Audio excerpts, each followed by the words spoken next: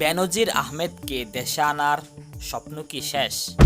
সম্প্রতি বেনজির আহমেদ ও তার আইনি দল দুবাইয়ের মাটিতে এক অবিশ্বাস্য চাল চলেছেন। গুঞ্জন উঠেছে বেনজির আহমেদ আইনি জটিলতা তৈরি করতে নিজেই নিজের ব্যবসায়িক অংশীদার বা প্রতিনিধির মাধ্যমে দুবাইয়ের স্থানীয় আদালতে একটি নতুন মামলা বা আইনি বিরোধ তৈরি করেছেন।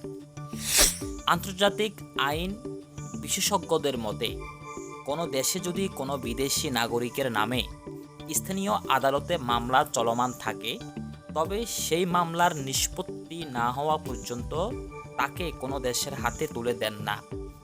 অর্থাৎ বাংলাদেশে প্রত্যার্পণ এড়াতে এটি হতে পারে বেনজিরের মাস্টার প্ল্যান। যদি এই মামলার জট না খোলে, তাহলে বাংলাদেশের সরকার তাকে দেশে ফিরিয়ে আনার সব পরিকল্পনা অনির্দিষ্ট কালের জন্য আটকে যেতে পারে। আর এ কারণে প্রশ্ন উঠেছে, বেনজিরকে দেশে আনার স্বপ্ন কি শেষ? দুবাইয়ের একটা মামলার রয়েছে দুবাইয়ের আইনে, যে আমি যে দেশেরই হই না কেন, আমি যদি সে দেশে অন্যায় অপরাধ করি, তাহলে সেই দেশের আদালতে আমার বিচার হবে, দণ্ড হবে। সেই বিচার ও দণ্ডের পরে আন্তর্জাতিক ইন্টারপোলের মামলার আসামিকে ফেরত দেওয়া হয়।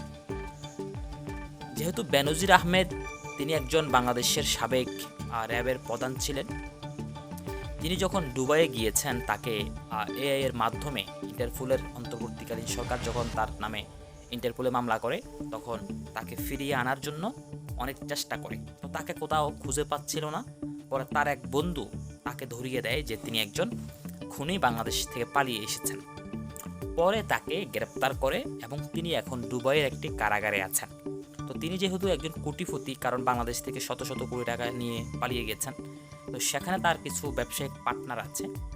তো এখন কি হয়েছে জানেন, যে ওই পার্টনারদের মাধ্যমে তিনি একটি মামলা করেছেন তার নামে, এই কারণে যে সে যেন বাংলাদেশে না আসে, ওই আদালতে, ওই দেশের আদালতে যেন তার কি হয়, মানে মৃত্যু হয় বা নসিব ওখানে থাকে।